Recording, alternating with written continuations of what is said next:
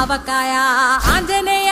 కథ మొదలెట్టినాడు చూడరయ్యా శక్తినంతా చూడగట్టి చెట్టు దులిపినాడు అంజయ్య ఎర్ర ఛాయ కోతి అవతార వెంటమాయ కత్తి సేత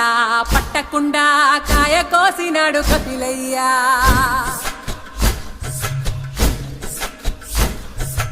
జనమ్మ ముందు పంజుల్ పుంజుల్ సీడి మామిడి ముక్కలు కుప్పల్ తెప్పల్